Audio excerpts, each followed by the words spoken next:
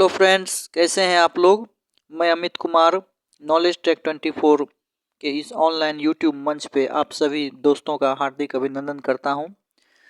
Friend, आशा करता हूं कि आप लोग अच्छे होंगे और आप लोगों की तैयारी शानदार तरीके से चल रही होगी।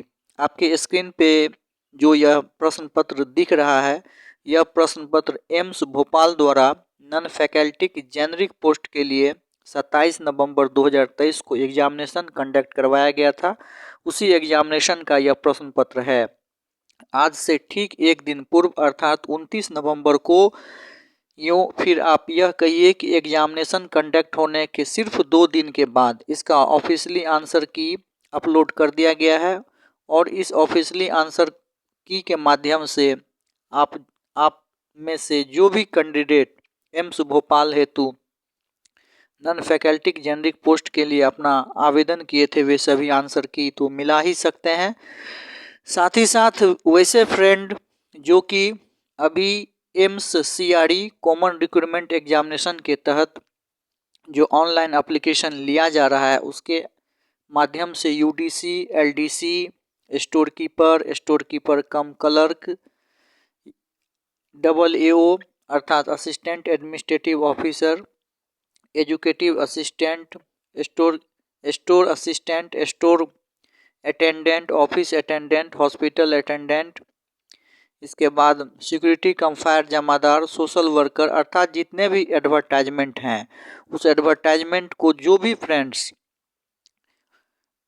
एप्लीकेशन अपना डाले हैं, तो उन सभी के लिए यह वीडियो काफ़ी महत्वपूर्ण रहने वाला है। क्योंकि इस वीडियो के माध्यम से आप कुल जो है 100 क्वेश्चन में से हम लोग 25 क्वेश्चन को इस वीडियो के सीरीज में देखेंगे। क्योंकि 100 क्वेश्चन इस एग्जामिनेशन के अंतर्गत जो है पूछे गए थे, लेकिन 100 क्वेश्चन को व्याख्या करने से वीडियो काफ़ी लॉन्ग हो जाएगा, तो हम लोग इसके पार्ट बाय पार्ट वाइज को देखेंगे। तो सबसे पहले आप ये जान लीजिए कि इसमें 100 क्वेश्चन पूछा गया था, नेगेटिव मार्किंग भी हुई थी। हालांकि अभी का जो आवेदन लिया जा रहा है उसमें नेगेटिव मार्किंग नहीं होगी, उसमें 80 प्रश्न होंगे, 90 मिनट के समय दिए जाएंगे, ये सभी बातें आप जानते हैं।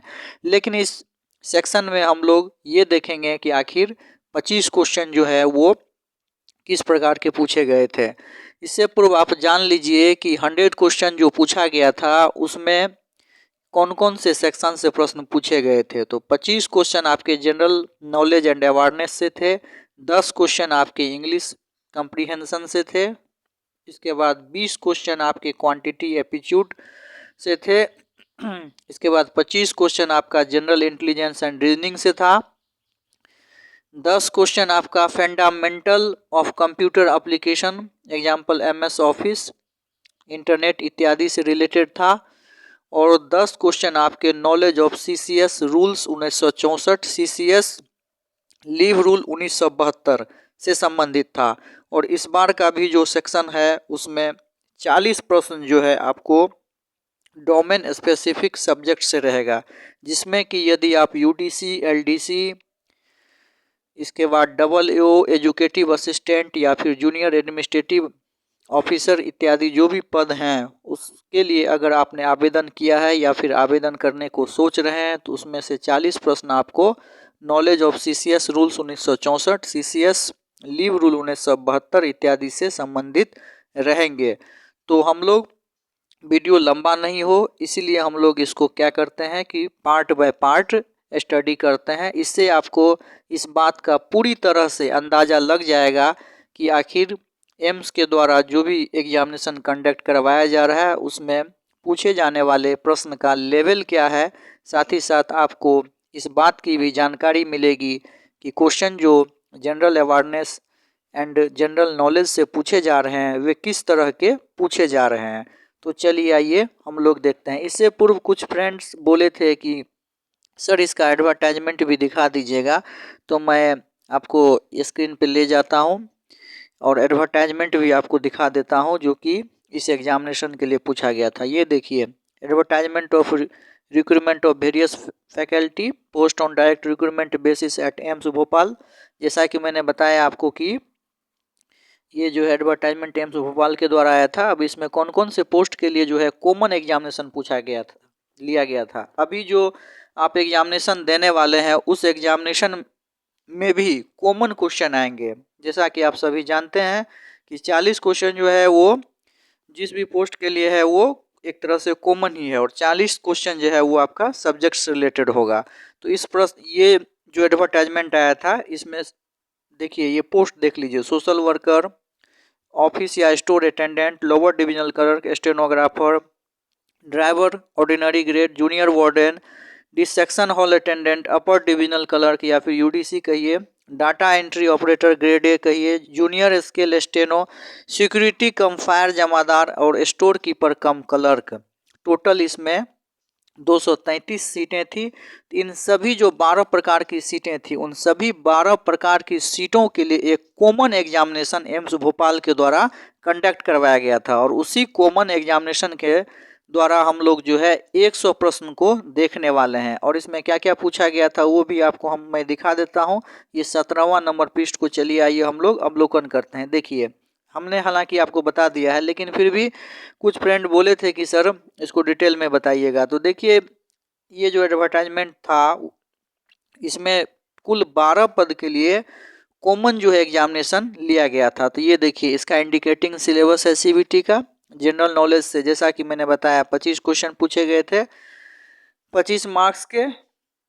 इसके बाद इंग्लिश कम्प्रीहेंशन से 10th लेवल का था 10 मार्क्स से। इस सेक्शन को भी हम लोग देखने वाले हैं क्योंकि 10 मार्क्स के जो है इंग्लिश या हिंदी आप जो एग्जामिनेशन देने वाले हैं उसमें भी पूछा जाएगा। क्वांटिटी एप्टीट्यूड जो है 10th लेवल का 20 मार्क्स का पूछा गया था। ये मैथ है, मैथ से रिलेटेड क्वेश्चन इसमें 20 मार्क्स के पूछे गए थे।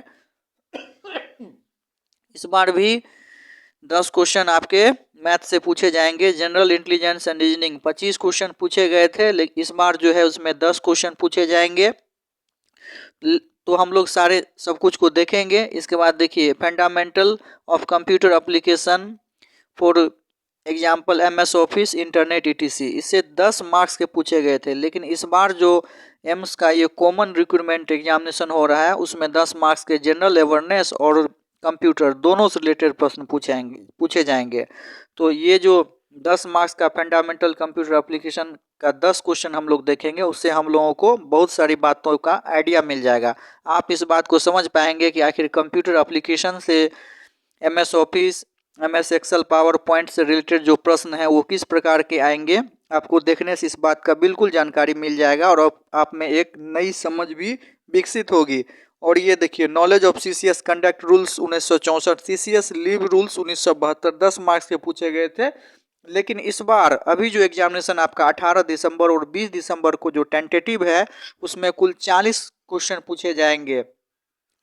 तो 10 क्वेश्चन ही हम लोग देखेंगे, लेकिन उससे क्या होगा कि हम लोग जो है एक इस तथ्य को जरूर समझ पाएंगे कि आखिर आने वाला प्रश्न जो है वो किस प्रकार का रहेगा, उसका स्तर क्या होगा।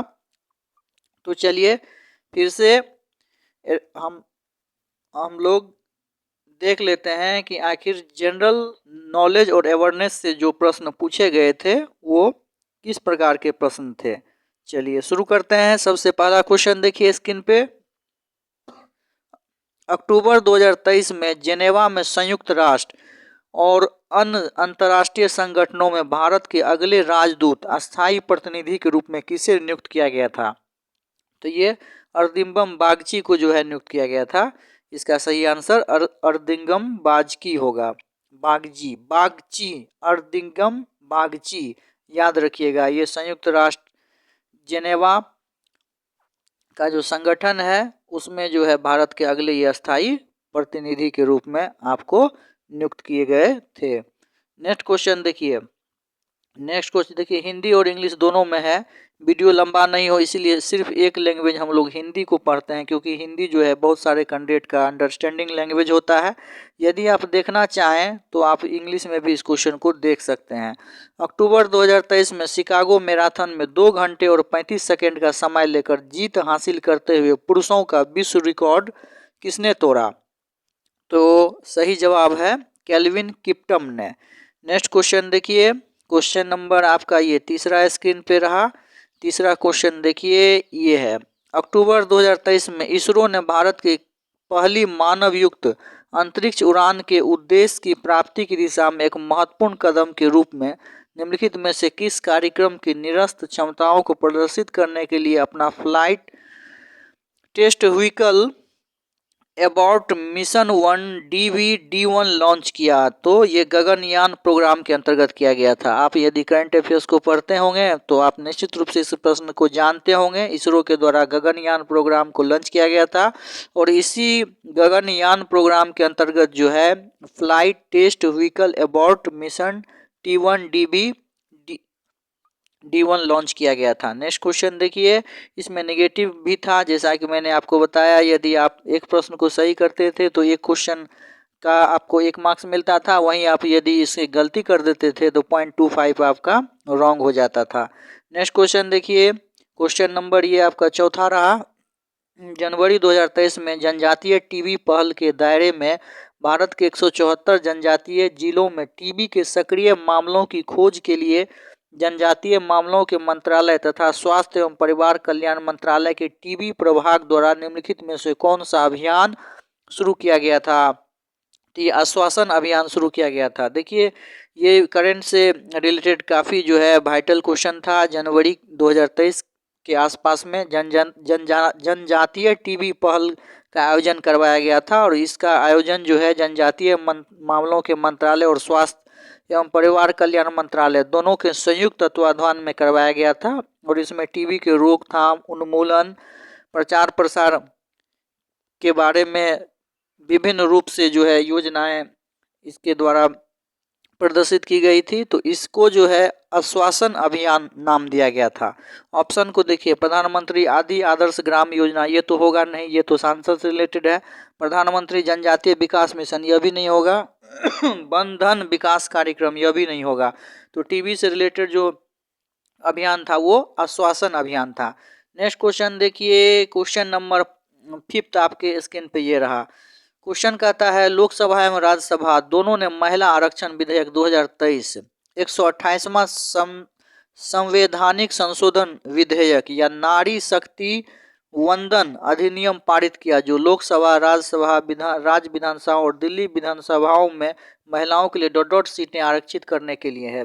बहुत ही महत्वपूर्ण क्वेश्चन है और यह प्रश्न आपको बिल्कुल आनी चाहिए। यदि आप नहीं जानते हैं तो निश्चित रूप से उसको जान लीजिए, क्योंकि बहुत ही महत्वपूर्ण क्वेश्चन है और इससे आने वाली एग्जामिनेशन में भी परीक्षा में प्रश्न पूछे जाने की बिल्कुल संभावना है।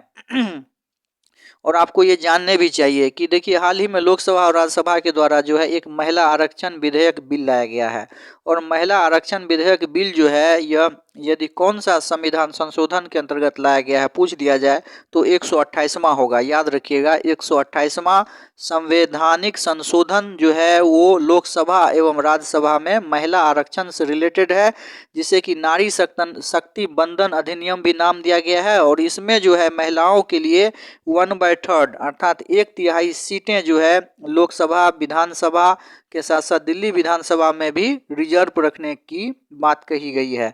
तो याद रखिएगा कि 1/3 जो है सीटें वो लोकसभा, राज्य विधानसभा और दिल्ली विधानसभा में भी महिलाओं के लिए आरक्षित करने के लिए नारी शक्ति बंधन अधिनियम पारित किया गया है। बहुत ही सुपर क्वेश्चन है, बहुत ही शानदार क्वेश्चन है। नेक्स्ट क्वेश्चन देखिए, क्वेश्चन नंबर 6।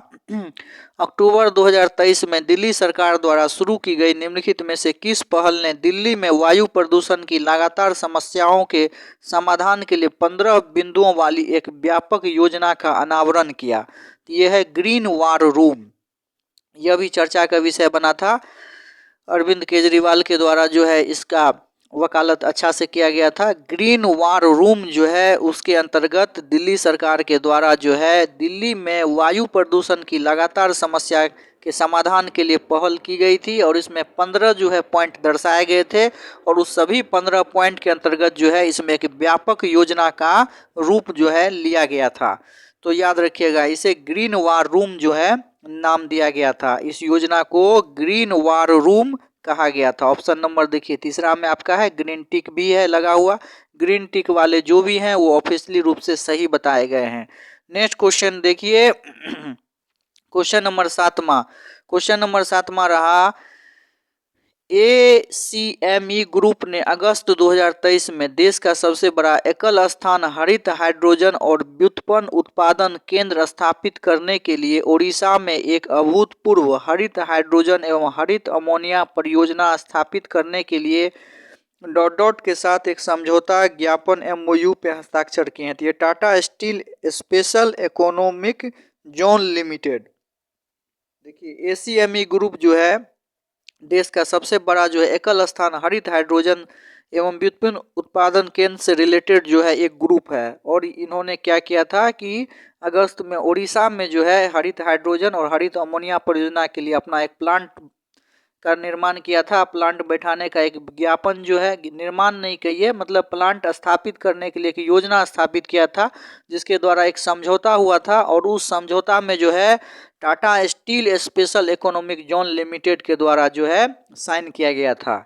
चलिए नेक्स्ट क्वेश्चन देखिए। क्वेश्चन नंबर आपका जो है 8वां रहा दांदेली वन जो अपने विविध वन जीवन एवं पारिस्थितिकी तंत्र के लिए जाना जाता है, कहाँ स्थित है? बहुत ही सुपर क्वेश्चन है।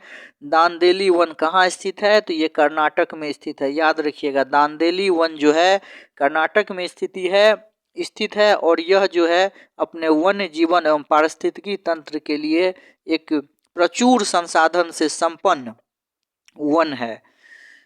नेक्स्ट क्वेश्चन हमारा ये रहा, क्वेश्चन नंबर 9। कहता अगस्त 2023 में भारत और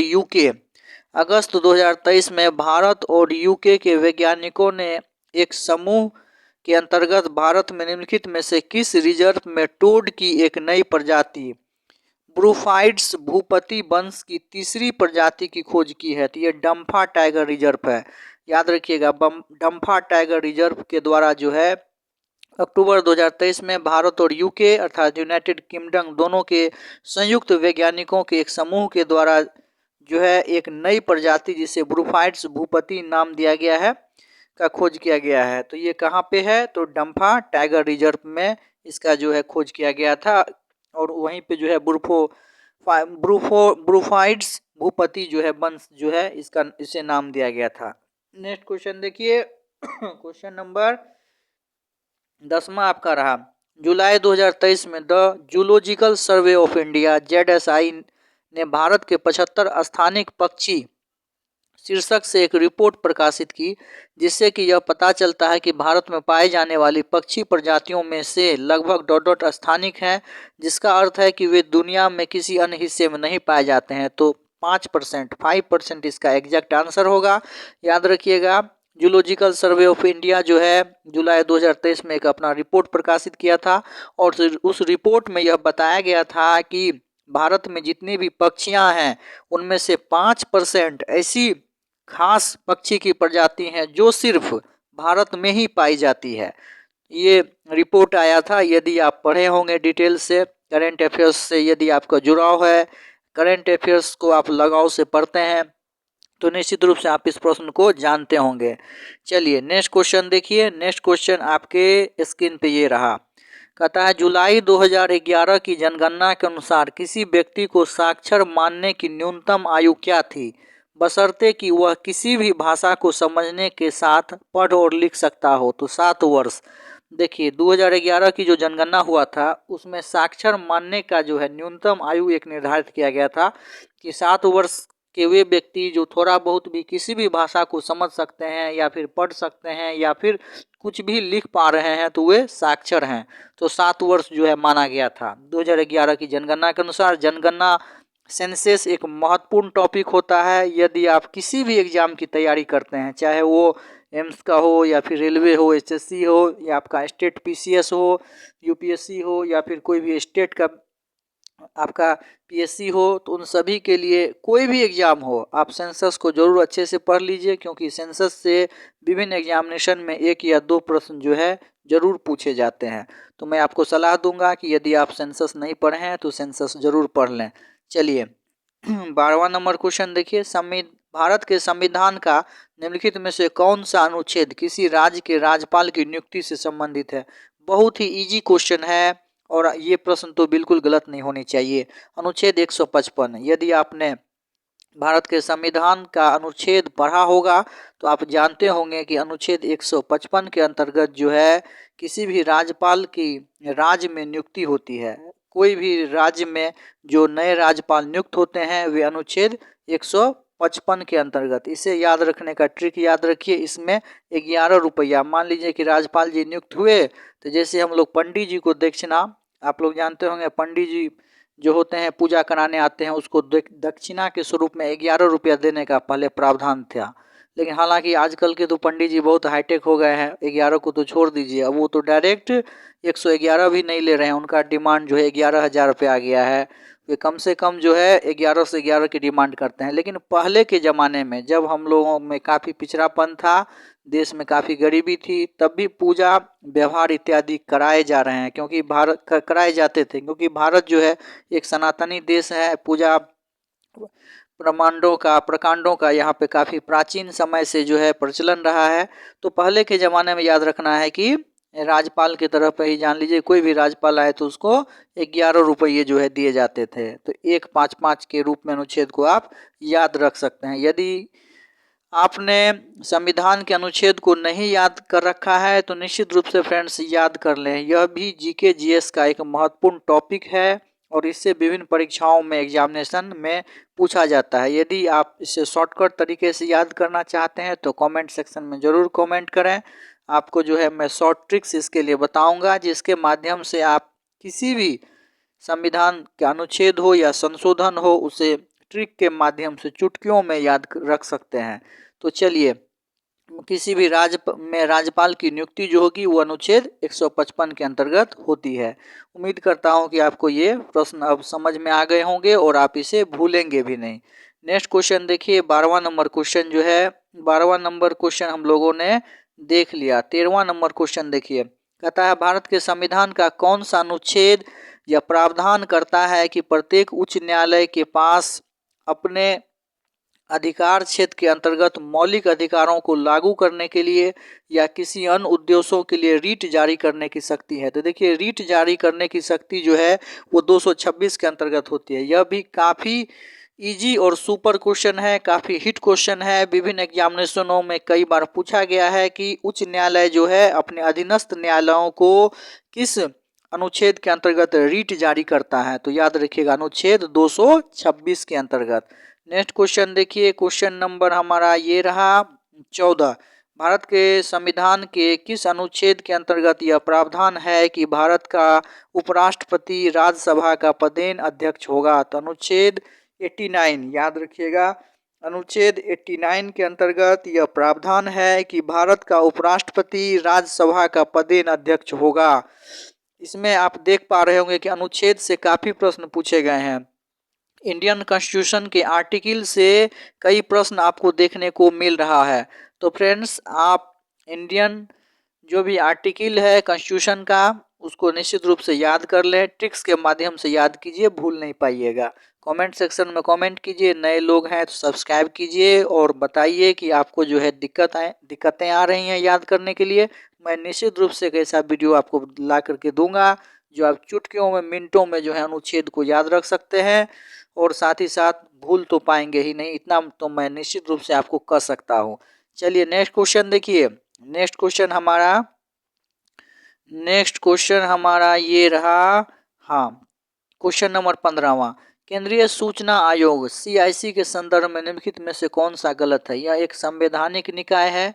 सूचना का अधिकार अधिनियम 2005 में 2019 के किए गए संशोधन के अनुसार मुख्य सूचना आयुक्त पुनर्नियुक्ति के पात्र नहीं है। पूछताछ करने समय, भेजने समय, दस्तावेज मांगने आदि के संबंध में आयोग के पास सिविल न्यायालय की शक्तियां हैं। आयोग में एक मुख्य सूचना आयुक्त एवं अधिकतम 10 सूचना आयुक्त होते हैं। देखिए कह रहा है कौन सा गलत है। तो देखिए, आयोग में एक मुख्य सूचना आयुक्त और 10 सूचना आयुक्त होता है, बिल्कुल सही है। आपका जो ये आयोग है केंद्रीय सूचना आयोग, इसमें एक ही मुख्य सूचना आयुक्त होते हैं और अधिकतम 10 जो है उनके जूनियर होते हैं। तो ये तो सही है। पूछताछ करते समय समय भेजने, दस्तावेज मांगने आदि के संबंध में आयोग के पास सिविल न्यायालय की शक्तियां हैं। बिल्कुल सही है। सिविल न्यायालय सिविल जुडिशियरी के अंतर्गत वे अपने पावर का उपयोग करते हैं। दूसरा नंबर ऑप्शन देखिए, सूचना का अधिकार अधिनियम 2005 बिल्कुल सही है। 2019 में किए गए संशोधन के अनुसार मुख्य सूचना आयुक्त पुनर्नियुक्ति के लिए पात्र हैं। बिल्कुल सही। यह एक संवैधानिक निकाय, बिल्कुल गलत। देखिए, केंद्रीय सूचना आयोग जो है एक गैर संवैधानिक निकाय है। तो सही जवाब इसका ऑप्शन नंबर पहला होगा। नेक्स्ट क्वेश्चन देखिए, निम्नलिखित में से किस प्रकार का एंजाइम स्टार्च को माल्टोज में तोड़ देता है? तो देखिए, एमाइलेज होगा, इन्वर्टेज तो होगा नहीं, डायस्टेज होगा नहीं, प्रोटेज नहीं होगा। एमाइलेज जो है वो क्या करता है कि स्टार्च को माल्टेज में तोड़ देता है, स्टार्च को कन्वर्ट कर देता है माल्टेज में। कौन सा एंजाइम? तो एमाइलेज इसे हम लोग कहते हैं। बायोलॉजी का क्वेश्चन था, लूसेंट में डायरेक्ट लिखा हुआ है, आप पढ़े होंगे। चलिए नेक्स्ट क्वेश्चन, 16वां नंबर हम लोग देख लिया। और 17वां नंबर क्वेश्चन देखिए, जंतु वर्गीकरण में निम्नलिखित में से किस उप संघ वर्ग को ट्यूनिकेटा कहा जाता है? तो देखिए, यूरेकोडेटा को जो है ट्यूनिकोटा कहा जाता है। तो जंतु संवर्ग में जो है रेप्टिलिया, वर्टिब्रेटा, सेपेलोडेट्रा, ये सभी वर्ग हैं, लेकिन उसमें यूरेकोडेट्रा जो है उसे ट्यूनिकेटा भी कहा जाता है। जंतु क्लासिफिकेशन को आप देख लीजिए बायोलॉजी के सेक्शन में, लूसेंट में दिया हुआ है। नेक्स्ट क्वेश्चन देखिए, क्वेश्चन नंबर हमारा ये 18वां रहा। 18वां क्वेश्चन नंबर देखिए, कहता है डॉट डॉट वह प्रक्रिया है जिसके द्वारा पाचन के अंतिम उत्पाद आंतों के म्यूकोसा से गुजरकर रक्त या लसिका में आते हैं। यह निष्क्रिय, सक्रिय या सुगम परिवहन तंत्र के द्वारा दिया जाता है। तो सही जवाब इसका होगा अवशोषण। अवशोषण के अंतर्गत क्या होता है कि पाचन के बाद जो अंतिम उत्पाद होता है वो आंतों के म्यूकोसा से गुजर करके रक्त तक पहुंचता है। यो फिर आप कहिए कि अवशोषण के द्वारा जो है पाचन के बाद जो भी महत्वपूर्ण तत्व, वैसे जो कि शरीर के लिए मोस्ट इम्पोर्टेंट उत्पाद होते हैं, वे आंतों के माध्यम से गुजरते हैं। तो अवशोषण जो है, भोजन हमें जो एनर्जी जो बॉडी में लगता है भोजन करने के बाद, उसका कारण यही है अवशोषण।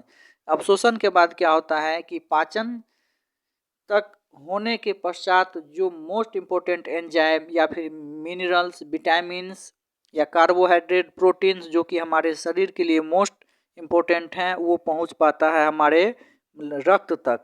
तो इसका सही जवाब जो होगा वो अवशोषण होगा। चलिए नेक्स्ट क्वेश्चन देखिए। नेक्स्ट क्वेश्चन आपका ये रहा, निम्नलिखित में से किस प्रकार का ईटिंग डिसऑर्डर नहीं है? कहता है अति बुभुक्षा। अति बुभुक्षा मतलब जिसको कि आप कहते हैं काफी भूख लगना। क्षुधा अभाव, क्षुधा अभाव का मतलब हुआ क्या कि एकदम खाने का जो है मन नहीं कर रहा। निगर घात, निगरन घात यानी क्या हो गया कि थोड़ा बहुत इच्छा है और नहीं भी इच्छा है, यानी असमंजस की स्थिति। और बाइपोलर, द्विध्रुवीय, तो बाइपोलर जो है यह नहीं है।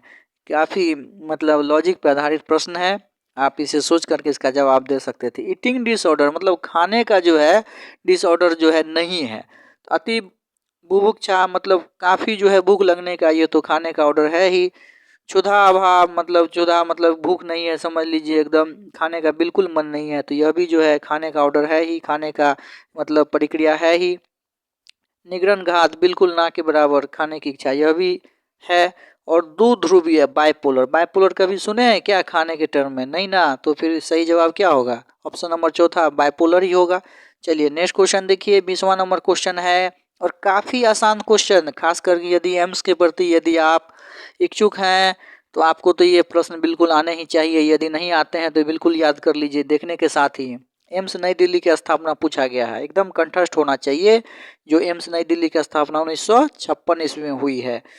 हमेशा एम्स की वेबसाइट कभी भी आप खोल के देखिएगा, विकिपीडिया में एम्स दिल्ली का तो लिखा हुआ रहेगा आपको कि 1956 ईस्वी में एम्स दिल्ली एस्टेब्लिश्ड हुआ है। तो एम्स दिल्ली की स्थापना कब? तो 1956 ईस्वी। वैसे भी जनरल नॉलेज के दृष्टिकोण से आपको ये प्रश्न आनी ही चाहिए। चलिए नेक्स्ट क्वेश्चन देखिए।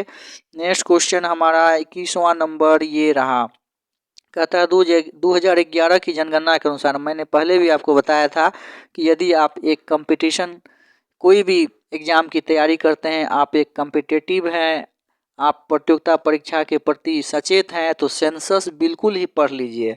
हालांकि अभी के एग्जामिनेशन में तो कम समय है, लेकिन उसी समय में से निकाल करके आप सेंसस को जरूर पढ़ लीजिए, काफ़ी महत्वपूर्ण होते हैं सेंसस। तो सेंसस से फिर यह प्रश्न पूछा गया है। इससे पूर्व भी हम लोग एक क्वेश्चन सेंसस से रिलेटेड देखे थे। तो यह प्रश्न देखिए, 2011 की जनगणना के अनुसार निम्नलिखित में से किस केंद्र शासित प्रदेश में सबसे कम साक्षरता दर जो है दर्ज की गई थी? तो दादर एवं नागर हवेली। याद रखिएगा, दादर एवं नगर हवेली में जो है सबसे कम साक्षरता दर्ज की गई। वहीं अगर सबसे अधिक साक्षरता दर की अगर बात करें तो लक्षद्वीप होगा। ट्रिक से याद रखिए, लक्षद्वीप ने अपना लक्ष्य प्राप्त कर लिया। लक्षद्वीप ने अपना लक्ष्य प्राप्त कर लिया। क्या चीज़ का लक्ष्य प्राप्त कर लिया? तो साक्षरता दर को पकड़ने का, साक्षरता दर को दर्ज करने का, पढ़ाई लिखाई में अव्वल रहने का। तो सबसे अधिक कहाँ पे साक्षरता? तो लक्षद्वीप में उसने अपना लक्ष्य प्राप्त कर लिया भाई। और सबसे कम कहाँ? तो दादर और नगर हवेली में। ये तो बस नगर ही और हवेली को ही घूमता रह गया। तो दादा के साथ जो है नगर और हवेली को घूमेगा तो क्या होगा? दादाजी जाएंगे नगर और हवेली को घुमाते रहेंगे, तो फिर साक्षरता में तो पिछड़ना है ही, लिटरेसी में तो पिछड़ेगा ही। तो अब उम्मीद करता हूँ कि आप बिल्कुल नहीं भूलेंगे। इसे इंटरेस्ट के साथ एक बार फिर से सोच लीजिए। सबसे अधिक जो है साक्षरता का लक्ष्य जो है किसने प्राप्त किया? तो लक्षद्वीप ने। और सबसे कम जो है केंद्र शासित प्रदेश जिसने की साक्षरता दर दर्ज किया तो वो दादर एवं नगर हवेली ने। दादा के साथ नगर और हवेली में घुमा फिरता था, तो जिसके कारण क्या हुआ कि साक्षरता दर जो है कम हो गया वहाँ पे। चलिए, उम्मीद करता हूँ कि आप प्रश्न को समझ गए होंगे और याद भी हो गया होगा। नेक्स्ट क्वेश्चन देखिए, क्वेश्चन नंबर हमारा ये रहा। नवंबर 2023 तक के अनुसार निम्नलिखित में से कौन सा एम्स वर्तमान में चालू नहीं है? क्योंकि आप एम्स का पेपर देख रहे हैं तो इसीलिए यह प्रश्न एम्स से रिलेटेड आपको देखने को मिल रहा है। नवंबर 2023 तक के अनुसार कौन सा एम्स वर्तमान में चालू नहीं? तो देखिए, एम्स बीबी नगर, ये औरंगाबाद ये आपको बीबी नगर बिल्कुल है, चालू है। एम्स कल्याणी वेस्ट बंगाल का बिल्कुल चालू है। एम्स मंगलागिरी आंध्र प्रदेश का बिल्कुल चालू है। और एम्स रेवाड़ी ये हरियाणा में बन रहा है, अभी बन ही पा रहा है, तो ये अभी चालू नहीं है। बीबी नगर औरंगाबाद जो है यह भी आपको चालू है। तो चलिए, उम्मीद करता हूँ कि ये भी प्रश्न आप जान गए होंगे। एम्स से रिलेटेड एग्जामिनेशन था इसलिए क्वेश्चन दे दिया। चलिए, 23वां नंबर क्वेश्चन को देखिए। 23वां नंबर क्वेश्चन है, माइक्रोसॉफ्ट वर्ड में रेफरेंसेस टैब का उपयोग कंटेंट फुटनोट की टेबल या उद्धरण की टेबल जोड़ने के लिए किया जाता है। रेफरेंसेस टैब खोलने के लिए कौन सा कीबोर्ड शॉर्टकट की है? तो ये Alt+S होगा। माइक्रोसॉफ्ट में Alt+S के द्वारा जो है शॉर्टकट के माध्यम से फुटनोट की टेबल या उद्धरण की टेबल को जोड़ने के लिए इसका यूज किया जाता है। नेक्स्ट क्वेश्चन देखिए, हम लोग क्वेश्चन नंबर 24 देखते हैं। निम्नलिखित में से कौन सा एलिमेंट माइक्रोसॉफ्ट वर्ड में वह टूल या बटन प्रदान करता है जिसको आपने अपने टेक्स्ट का स्वरूप बदलने की सुविधा मिलती है? उदाहरण के लिए बोल्ड, इटैलिक, अंडरलाइन इत्यादि। तो ये फॉर्मेटिंग टूल बार है। ये कंप्यूटर फंडामेंटल कंप्यूटर से रिलेटेड क्वेश्चन आप इसे कर सकते हैं, जिसे कि डाल दिया गया है 25 क्वेश्चन के समूह में। हालांकि फिर से 10 क्वेश्चन इसमें पूछा गया था जो कि fundamental computer, MS Office, MS Word, MS Excel और इंटरनेट इत्यादि से संबंधित थे, लेकिन इसमें भी डाल दिया गया है। देखिए, जनरल नॉलेज और अवेयरनेस का ये सेक्शन है तो उसमें तो कुछ भी डाला जा सकता है, पूछा जा सकता है। चलिए, नेक्स्ट क्वेश्चन देखिए, और ये क्वेश्चन नंबर हम लोगों का अंतिम रहा जो कि 25वां नंबर क्वेश्चन है। निम्नलिखित में से कौन सा रूपरेखा अनेक सरकारी विभागों से अंतर संबंधित मिशन मोड परियोजनाओं के पोर्टफोलियो के माध्यम से सेवाओं की इलेक्ट्रॉनिक डिलीवरी सुगम बनाती है? तो देखिए, ई क्रांति, जी-ऑज क्लाउड, मेघराज बिल्कुल नहीं, ई साइन बिल्कुल नहीं, गवर्नमेंट ई मार्केट प्लेस बिल्कुल नहीं। तो ये क्या होगा? ई क्रांति होगा। आप पढ़े होंगे न्यूज़पेपर में कि ई क्रांति के द्वारा जो है विभिन्न सरकारी विभागों में अंतर संबंधित मिशन मोड में परियोजनाओं को पोर्टफोलियो के माध्यम से जो है इलेक्ट्रॉनिक डिलीवरी के अंतर्गत जो है सुगम बनाने के लिए ई क्रांति की शुरुआत की गई है। तो चलिए 25 प्रश्न को हम लोगों ने देखा। अब नेक्स्ट इंग्लिश कम्प्रीहेंशन के प्रश्न हैं। इंग्लिश कम्प्रीहेंशन से 10 क्वेश्चन पूछे गए थे। जैसा कि मैंने आपको पूर्व में बताया कि इस एग्जामिनेशन में 100 क्वेश्चन पूछे गए थे, तो सभी 100 क्वेश्चन को हम लोग देखेंगे। लेकिन अभी फिलहाल हम लोगों ने 25 क्वेश्चन को देखा जो कि जनरल इंटेलिजेंस और अवेयरनेस से संबंधित थे। नेक्स्ट वीडियो के सेक्शन में हम लोग इंग्लिश से भी रिलेटेड क्वेश्चन देखेंगे, क्योंकि यदि आप एमसीआरई का एग्जामिनेशन देने वाले हैं तो इंग्लिश कम्प्रीहेंशन के स्तर को भी समझना, आखिर प्रश्न कहां से पूछे जा रहे हैं, किस प्रकार के प्रश्न जो है एग्जामिनेशन सेट कर रहे हैं, इन सभी तथ्यों को देखना काफ़ी ज़रूरी होगा यदि आप सफलता को पाना चाहते हैं। तो फ्रेंड्स, उम्मीद करते हैं कि यह वीडियो का सेक्शन से आप कुछ ना कुछ जरूर सीखे होंगे। मिलेंगे नेक्स्ट वीडियो के सेक्शन में, तब तक के लिए धन्यवाद। जय हिंद, जय भारत। आपका दिन शुभ हो।